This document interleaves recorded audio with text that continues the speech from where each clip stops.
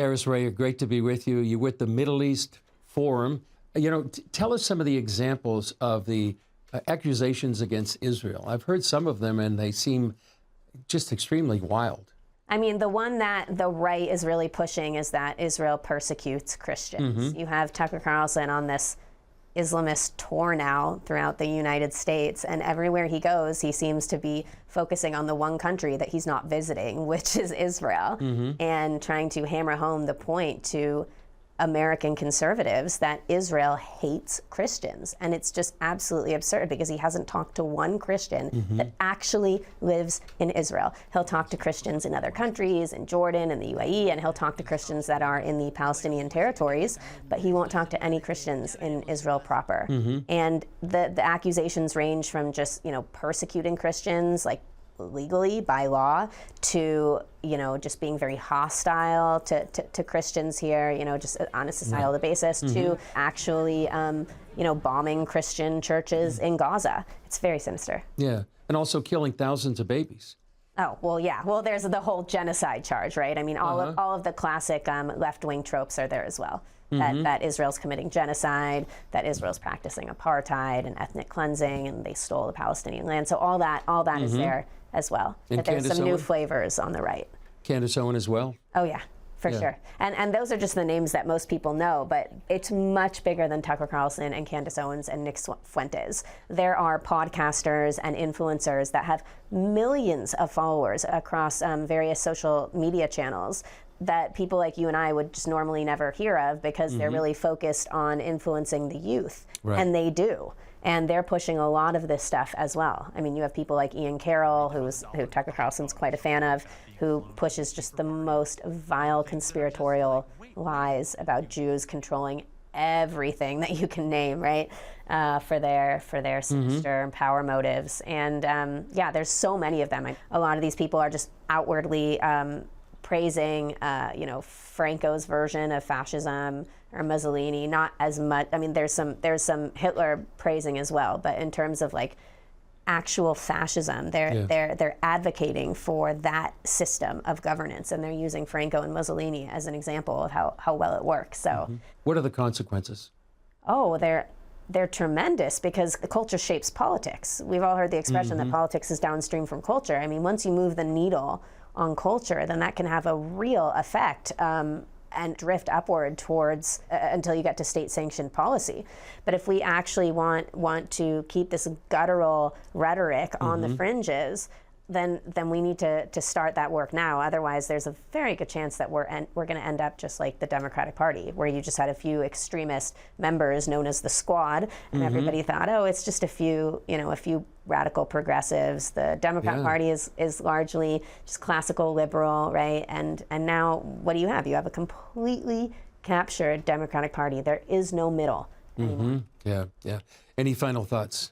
I would just say for anybody watching your show, probably most of your viewers are concerned more with what's happening on the left. And I understand the left controls our institutions. In terms of threats to our country, the left wing, the radical progressives, the neo-Marxists, they are significantly greater than what we see in the right. But if we want to preserve conservatism, if we want to preserve, Christianity, in the way that Jesus Christ actually envisioned it, then this is something that all of your viewers cannot ignore. Well, Karis, thanks for putting a spotlight on this. It's very, very timely and very important. Thank you so much. I've been here plenty of times, and I haven't experienced any of that. Going to those particular places here in Jerusalem, particularly, and everywhere, it's pretty much it's open. And I don't know where Tucker and Candace, particularly anybody on the right now, is coming from, because the persecution they described. There's 1,000 pastors here just last winter. So if there's real persecution, you'd think we would see it. And of course, the Jerusalem Bureau here in the Middle East has been here for decades. You've lived here for over 10 years. What's been your experience? Yeah, things happen here, that's for sure. It's not condoned. In general, it's not condoned at all. There was an attack of vandalism in the cemetery on Mount Zion and by a few Jewish students. And a huge group of Jewish people showed up to say, no, this isn't us. We're, Israelis. This is not us. We don't do this. There's other things, plenty of other things where the Christians are the most highly educated part of the Israeli society. So, and those are Arab Christians. So it's really not accurate to say that Christians are persecuted here. Okay, they're a minority, and things happen, but that happens everywhere. Do you think it's a selective interviewing? In other words, we're going to pick people to be on our show like Tucker does for this, or is he getting a general consensus? Well, I think, he didn't even stay in Israel, so he didn't even interview people here. He didn't go to Nazareth. He didn't go to the Galilee. He didn't interview our friend Shadi Khalul, who's an Aramaic Christian, and who wanted to tour him around, and he never answered. So I think there's a lot of misinformation here. But Paul, you interviewed somebody who was right there with the Mike Huckabee interview. Yeah, actually, I interviewed Melissa Francis, and Melissa was out here promoting her new film, The Prophet, which is going to be coming out in the United States in March. And she's also a journalist and an actor as well. And she was the one who actually brokered this interview, which President Trump wanted Carlson to come out here to try to quiet the conservative bend on anti-Israel. And it was interesting because she told me what went on in there and sort of the feeling is how this all came to be. Let's take a look at the video.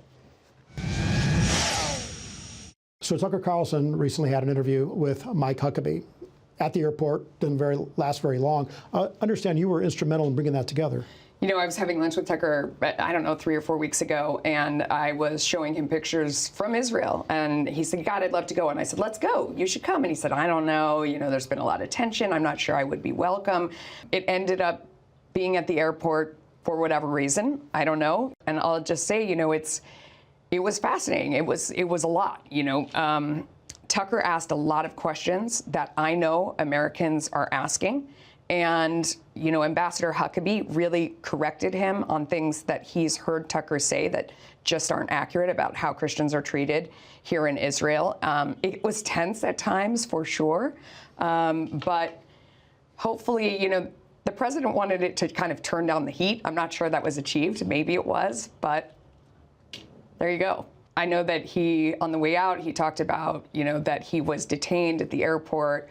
I would just say on my way in, my luggage was dumped out. They went through my passport. I always get pulled into the room that he's talked about. I don't know what that's about. I think it's about a country that has people come in and blow stuff up.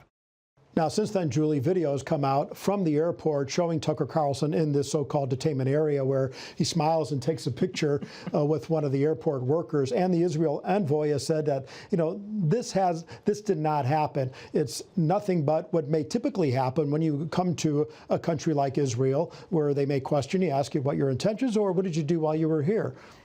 Yeah, I know. And he was in the VIP lounge. I've never been in the VIP lounge. That's a whole other issue, yeah. Yeah, I just really want to say, Tucker, you're a journalist. Do your research. Look, come here and get out of the airport and interview Christians that live here, not just on the other side of the Jordan like he did in his long piece. Interview the Christians who live in Nazareth. This year, Israel invested a huge amount of money in Christmas in Nazareth. Does that sound like it's anti-Christian? No. I mean, things do happen. We know that, but it's just not right. Yeah, I think a lot of people were confused as why would you go to the airport, do the interview, then fly right back out? If really the topic of what you're trying to do is Christian persecution, here in Israel, then, go and see if that's actually happening. So I did talk to Melissa, and I wanted to know when this piece was going to air. She doesn't know yet. She couldn't go into the details, unfortunately, of what was discussed, other than to say it got tense at moments. But she did say that for the interview to take place, Huckabee demanded that it be shown in its entirety, no edits. This way you can sort of create your own narrative. Yeah. And from that, I guess the public could decide for themselves. No air date yet, but it's going to be interesting because I think Tucker Carlson certainly, as you know, is going to meet his match with Mike Huckabee, two very good people when it comes to debate.